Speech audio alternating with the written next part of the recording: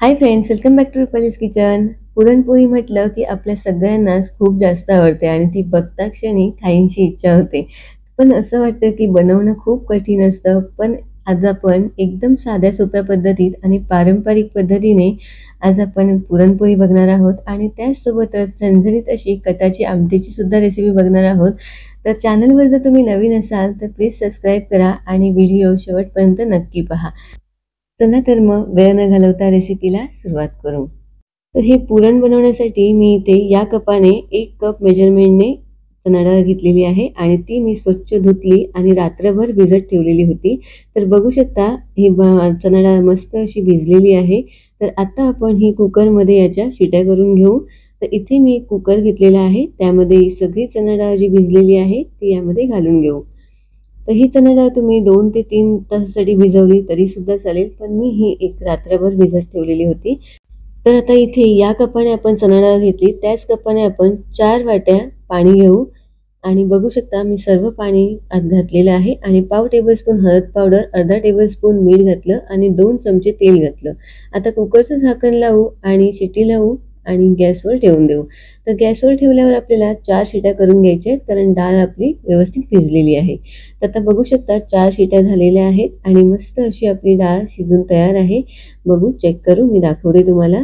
बघा, डाळ एकदम मस्त शिजलेली आहे. तर आता आपण ही डाळ जी आहे ती गाळून घेऊ आणि पाणी सेपरेट करू आणि डाळ सेपरेट करू. तर इथे मी एक बाउल घेतलाय, त्यावर मी चाळण घेतलेली आहे. बघू शकता त्यामध्ये सगळी अशी डाळ मी काढून घेते.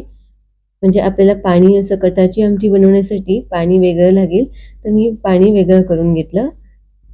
असंच आता 5 मिनिटं असं ठेवून द्यायचं, म्हणजे सगळं जे पाणी आहे ते व्यवस्थित निघून येईल. तर बघू शकता पाणी व्यवस्थित मी असं सगळं काढून घेतलेलं आहे आणि ह्या पाण्याचीच आपण कटाची आमटी बनवणार आहोत. तर यासाठी आपण इथे मी जी डाळ काढून घेतली त्यातली थोडी 2 चमचे मी डाळ घेतली आणि अशी चमच्याने अशी मी स्मॅश करून घेते. म्हणजेच ही आपण डाळ चणा डाळच्या जे पाणी आहे त्यामध्ये घालणार आहोत, कारण मस्त अशी कटाच्या आमटीला चव येईल. तर अशी मी सर्व स्मॅश केलेली डाळ जी आहे ती त्यामध्ये पाण्यामध्ये घालून घेते आणि व्यवस्थित चमच्याने मिक्स करून घेऊ, म्हणजे एकजीव होईल. तर बघू शकता असं मी व्यवस्थित मिक्स करून घेतलं. आता हे पाणी आपण साईडला ठेवून देऊ, ज्यावेळी आपण कटाची आमटी बनवू त्यावेळी यूज करू. तर इथे मी एक परात घेतली आहे, त्यामध्ये डो बनवणार आहोत. तर इथे मी 1 कप गव्हाचं पीठ आणि 1 कप मी मैदा घेतलेला आहे.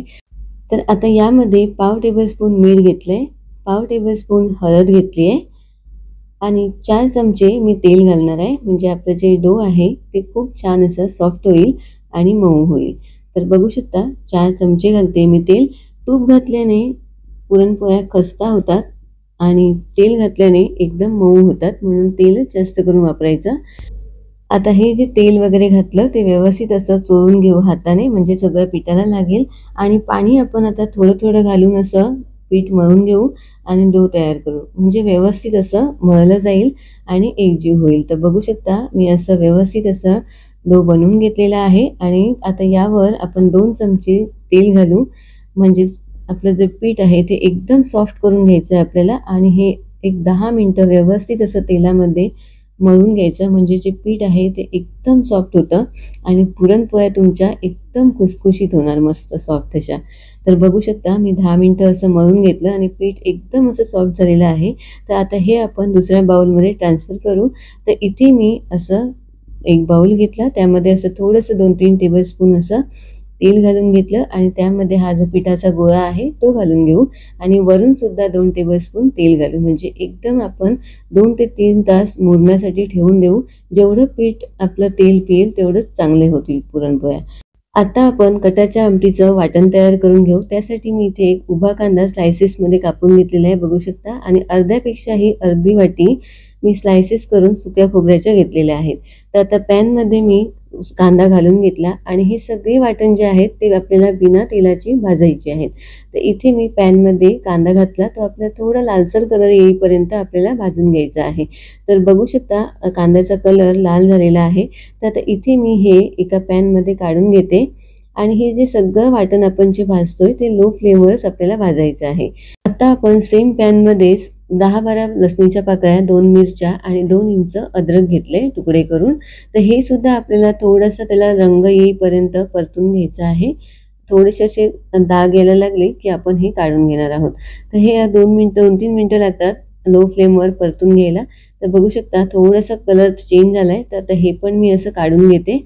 आता सेम पॅनमध्ये गरम मसाले भाजून घेऊ. त्यासाठी 1 तेजपत्त्याचं पान घेतलंय, 1 चमचा जिरा, 1 चमचा धने, 1 मोठी इलायची, 4 हिरव्या इलायची, 4 लवंग घेतले आहेत, 5-6 काळी मिरी आणि दालचिनीचा 1 तुकडा घेतलाय.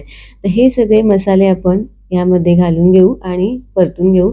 मस्त सुवास येईपर्यंत, याचा सुगंध येईपर्यंत आपल्याला भाजून घ्यायचे आहेत. गॅसचा फ्लेम लो ठेवायचा आणि लो फ्लेमवर एक 5 मिनिटं परतून घ्यायचे आहेत. थोडासा कलर चेंज झाला की आपण हे काढून घेऊ. तर बघू शकता थोडा कलर चेंज झालेला आहे. तर मी हे गरम मसाले जे आहेत ते मी काढून घेते. तर असे मी एका प्लेटमध्ये काढून घेतले आणि सेम पॅनमध्ये जे खोबरं घेतलेलं होतं स्लायसेस करून ते आपण यामध्ये भाजून घेऊ.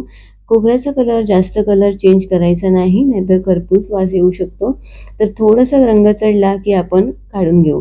थोडासा बघू शकता सोनेरी कलर यायला लागलेला आहे आणि हे सगळं वाटण जे आहे ते आपण लो फ्लेमवरच भाजून घेतोय. तर बघू शकता कलर चेंज झाला. तर आता हे जे खोबरं आहे सुकं ते मी काढून घेते. आता या सेम पॅनमध्ये मी 1 टेबलस्पून जेवढं खसखस घेतलेलं आहे आणि खसखस आपलं लगेचच भाजून होतं. तर बघू शकता सगळे मसाले मी बिना तेलाचे भाजून घेतलेले आहेत. तर हे मी 2 मिनिटं असं भाजून घेते आणि खसखससुद्धा आता भाजून होत आलेला आहे. तर कलर बघू शकता थोडा चेंज झाला. तर इथे मी गॅसचा फ्लेम बंद करते आणि हे खसखससुद्धा काढून घेते. आता वाटण सगळं थंड झालेलं आहे. तर मिक्सरचं छोटं जार घेतलं, त्यामध्ये हे सगळं जे वाटण आहे ते मी घालून घेते आणि पाणी थोडं लागेल तसं आपण घालायचं आहे. पहिलं आपण सुकंच वाटून घेऊ आणि थोडीशी मी कोथिंबीर घालते यामध्ये. तर बघू शकता पहिलं मी सुकंच वाटून घेते आणि आता मला लागेल तसं मी थोडंसं पाणी घातलं आणि पेस्ट अशी बनवून घेतली. पाणी जास्त घालायचं नाही, नाहीतर नंतर वाटण ज्यावेळी आपण भाजतो त्यावेळी ते खूप पातळ होतं. आता आपण कटाची आमटी बनवायला सुरुवात करू. तर इथे मी एक पॅन घेतलाय, त्यामध्ये 2 टेबलस्पून तेल घेतलेलं आहे. तेल लो फ्लेमवर गरम झालं. आता त्यामध्ये 10-12 कढीपत्त्याची पानं घातलेली आहेत. आता आपण यामध्ये मसाले ॲड करू. तर इथे मी साठवणीचा लाल तिखट वापरलेला आहे 1 चमचा, 1.5 चमचा मी लाल मिरची पावडर वापरलेली आहे आणि अर्धा टेबलस्पून हळद वापरलेली आहे. आता हे मसाले आपण व्यवस्थित असं मिक्स करून घेऊ तेलावर. मी तेल 2 टेबलस्पून घातलंय. तुम्ही तेल थोडं जास्त घातलं तरीसुद्धा चालेल. तर आता आपण यामध्ये जास्त आपल्याला गॅसचा फ्लेम हाय करायचा नाही आणि जास्त वेळ ठेवायचं नाही, नाहीतर करपू शकतात आपले मसाले. तर आता यामध्ये जे वाटण करून घेतलं ते यामध्ये घालून घेऊ सगळं. तर बघू शकता मी सर्व जे वाटण आहे मिक्सरच्या जारमधलं तसं सगळं घालते आणि ते आपण यामध्ये मसाल्यांमध्ये मस्त असे परतून घेऊ. म्हणजे त्याला छान असे मसाले लागले जातात आणि वाटणसुद्धा आपलं छान असं परतलं जातं. तर बघू शकता आम्ही मस्त असं वाटण परतून घेते आणि वाटण आपल्याला तोपर्यंत परतून घ्यायचं आहे जोपर्यंत त्यातून तेल सुटत नाही तोपर्यंत. जेवढं तुम्ही परतून घ्याल वाटण तेवढंच तुमच्या भाजीला हो किंवा आमटीला हो चव खूप छान येतं. तर आता हे मी असं परतून घेतलेलं आहे आणि तेल सुटायला लागलेलं आहे. तर हे जे पाणी होतं आता ते मी घालून घेते. जे आपण डाळीचं पाणी ठेवलेलं कटाची आमटी बनवण्यासाठी ते मी यामध्ये घालून घेतलं. आता व्यवस्थित असं मी एकजीव करून घेते. बघू शकता आता आपण गॅसचा फ्लेम हाय करायचा आहे, कारण हाय फ्लेमवरच आपल्याला उकळी काढून घ्यायची आहे. आता बघू शकता मी व्यवस्थित असं मिक्स करून घेते. आता या स्टेजला आपण तुम्ही पाणी जास्त तुमच्या हिशोबाने तुम्ही कमी जास्त करू शकता. बघू शकता पाण्याची कन्सिस्टन्सी आणि आता स्वादानुसार आपण मीठ घालू आपल्या टेस्टनुसार. तर आता मी मीठ घातलेलं आहे 1.5 टेबलस्पून आणि हे मी व्यवस्थित असं मिक्स करून घेते. आता मी इथे गॅसचा फ्लेम हाय केलेला आहे आणि हाय फ्लेमवर मस्त अशी कडकडीत अशी उकळी काढून घ्यायची आहे. बघू शकता एक उकळी आलेली आहे आणि आपल्याला आता गॅसचा फ्लेम मीडियम करायचा आहे आणि मीडियम फ्लेमवर तरी येईपर्यंत आपल्याला ही जी कटाची आमटी आहे ती उकळून घ्यायची आहे. तर बघू शकता असं मी एक 10 मिनिटं उकळत ठेवलेलं आहे आणि बघू शकता छान अशी तर्री आलेली आहे आणि आणि कटाची आमटी खूप छान अशी बनून तयार झाली. तर यामध्ये आता मी बारीक चिरलेली कोथिंबीर घालते थोडीशी आणि बघू शकता मस्त अशी झणझणीत अशी कटाची आमटी बनून तयार झाली. तर आता इथे मी गॅसचा फ्लेम बंद करते. आता आपण पुरण बनवायला सुरुवात करू. तर त्यासाठी इथे मी गॅसवर पॅन ठेवलेला आहे. त्यामध्ये चणा डाळ जी आपण गाळून घेतली ती सर्व यामध्ये घालून घेऊ आणि स्पॅच्युलाने ती एकदम सॉफ्ट असते वेळेस अशी अशी दाबून घ्यायची, म्हणजेच ती व्यवस्थित पटकन अशी मॅश होते. म्हणजे नंतर आपल्याला जास्त त्रास होत नाही. आणि इथे मी 1 कप गूळ घेतलेला आहे. 1 कप आपण चणा डाळ घेतलेली होती, त्याच मेजरमेंटने 1 कप मी गूळ घेतलेला आहे आणि हे गूळ मी किसून घेतलेलं आहे. तर हे आता गूळ व्यवस्थित चणा डाळीमध्ये मिक्स करून घेऊ आणि गॅसचा फ्लेम लो ठेवू आणि लो फ्लेमवर व्यवस्थित आपण एकजीव करून घेऊ. आणि बघू शकता गूळ आता विरघळायला लागलेला आहे. तर व्यवस्थित आपण लो फ्लेमवरच आपल्याला गूळ हे विरघळून घ्यायचं आहे, नाहीतर लगेचच असं खाली लागायला लागेल. म्हणून लो फ्लेमवरच आपल्याला ही सगळी प्रोसिजर करून घ्यायची आहे. तर बघू शकता असं लो फ्लेमवर मी चमच्याने कंटिन्यू चालवत आहे, नाहीतर खाली लागू शकतं. तर बघू शकता थोडी-थोडीशी अशी थिकनेस यायला लागलेली आहे. जेवढं तुम्ही चमच्याने चालवून असं स्मॅश करत राहाल तेवढीच अशी जाडसर होत जाईल. तर बघू शकता किती पातळ होतं आणि आता थोडंसं जाड झालेलं आहे. तर असं चमच्याने चालवत राहायचं, नाहीतर खाली लागू शकतं. तर बघू शकता आपलं पुरण आता होत आलेलं आहे. तर आता यामध्ये आपण असा एक चमचा घ्यायचा आणि असा उभा करून बघायचा. जर चमचा जर उभा राहत असेल म्हणजे तुमचं पुरण झालेलं आहे. तर आता मी इथे गॅसचा फ्लेम मी बंद करते आणि आता यामध्ये आपण वेलची पावडर वगैरे घालून घेऊ. तर इथे मी अर्धा टेबलस्पून वेलची पावडर घातलेलं आहे आणि थोडंसं असं जायफळ मी किसून घालते. त्याने टेस्ट खूप छान येते. तर असं जायफळ सुद्धा मी थोडंसं घातलेलं आहे किसून, तर त्याने खूप छान अशी टेस्ट येईल. तर आता हे आपण व्यवस्थित मिक्स करून घेऊ. तर बघू शकता वेलची पावडर आणि जायफळ पावडर मी व्यवस्थित अशी मिक्स करून घेतली. तर आता हे जे पुरण आहे ते व्यवस्थित आपण गाळून घेऊ. तर इथे मी एक पॅन घेतलाय आणि गाळणी घेतलेली आहे. त्यामध्ये आपण थोडं-थोडं पुरण गरम असते वेळेस गाळून घेऊ.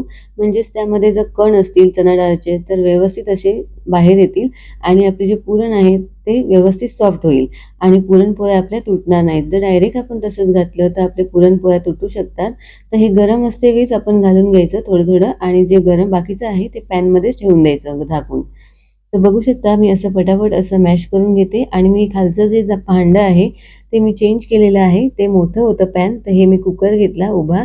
त्यामध्ये इझी होतंय मला गाळायला म्हणून मी चेंज करून घेतलं. तर बघू शकता असे फटाफट सगळं जे पुरण आहे ते मी गाळून घेतलं. आता कुकरमध्ये हे जे पुरण आहे ते आपण बाजूला करून घेऊ. तर असं मी गोळा करून एका पॅनमध्ये काढून घेतला आणि आता ते व्यवस्थित असं मिक्स करून घेते.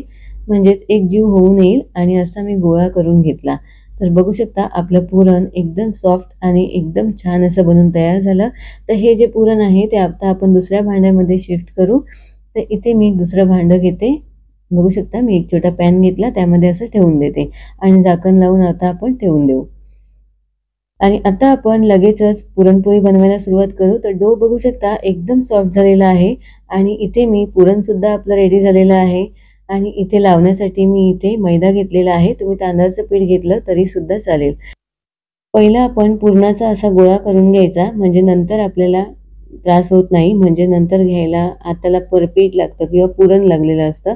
तर असा मी गोळा करून घेतला आणि पिठाचा सुद्धा बघू शकता मी थोडासा गोळा करून घेतला. पिठामध्ये डुबवला आणि अशी पारी तयार करून घेते. बघू शकता मी अशा प्रकारे अंगठ्याच्या साहाय्याने अशी पारी तयार करून घेतली आणि तो जो गोळा बनवून घेतलेला होता तो असा दाबत अंगठ्याने असं जे पुरण आहे ते व्यवस्थित आतपर्यंत असं दाबून घ्यायचं. अशा प्रकारे बघू शकता.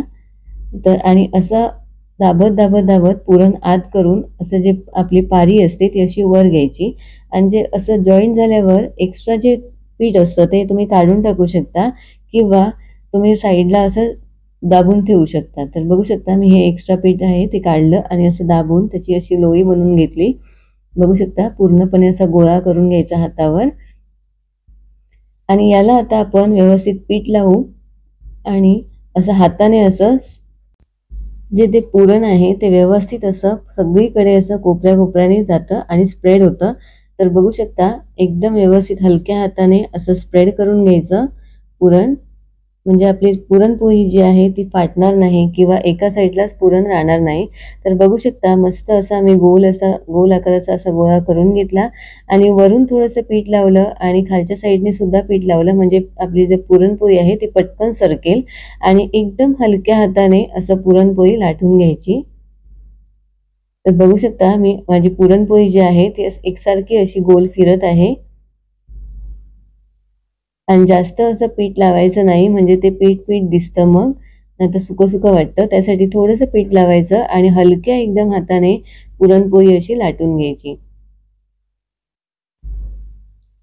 तर बघू शकता पुरणपोळी छान अशी आपली लाटून झालेली आहे आणि अशी एकदम हलक्या हाताने साईडला जर कुठे वाटत असेल जाडसर आहे किंवा काय तर असं आपण एक लाटणं असं फिरवून घ्यायचं.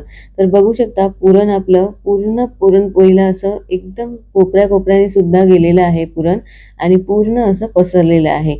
आता आपण ही जी पुरणपोळी लाटून झाली ती आपण भाजून घेऊ. तर इथे मी पॅन गरम करायला ठेवलेला होता. तर इथे गॅसचा फ्लेम मी मीडियम केलेला आहे आणि तवा आपला गरम झालेला आहे. तर यावर आता आपण पुरणपोळी अशी घालून घेऊ. आता पुरणपोळी घातल्यावर गॅसचा फ्लेम मीडियम ठेवायचा आहे आणि मीडियम फ्लेमवर अजिबात पुरणपोळीला हलवायचं नाही किंवा काही चिडचिड करायचं नाही. तशीच ठेवून द्यायची आणि जोपर्यंत असे एका साईडने असे बबल दिसत नाहीत तोपर्यंत व्यवस्थित तिला एका साईडने शिजू द्यायचं. तर बघू शकता आता थोडेसे असे बबल दिसायला लागलेले आहेत एका वरच्या साईडने. तर बघू शकता तर आता बबल्स दिसायला लागल्यावर आता आपण पुरणपोळी व्यवस्थित परतून घ्यायची. तर बघू शकता पुरणपोळी आपली टम्म फुगायला लागलेली आहे. तर आता आपण ही पुरणपोळी जी आहे ती अशी परतून घेऊ. तर बघू शकता दुसऱ्या साईडने सुद्धा पुरणपोळी फुलायला लागलेली आहे आणि आपली पुरणपोळी कुठेही फुटली नाही किंवा काही झालेलं नाही. व्यवस्थित अशी आपली लाटली गेली आणि व्यवस्थित टम्म फुगली गेली. तर बघू शकता अशा पद्धतीने तुम्ही सुद्धा एकदा ट्राय करा. तर बघू शकता मस्त आपली टम्म अशी फुगलेली पुरणपोळी बनवून तयार झालेली आहे. तर अशाच मी सर्व बाकीच्या पुरणपोळ्या करून घेते आणि पुरणपोळी आपल्याला जास्त शिजवायची नाही, नाहीतर ती नंतर कडक होऊ शकते किंवा वातड होते. तर अशा मी सर्व पुरणपोळ्या आणि कटाची आमटी बनवून घेतलेली आहे.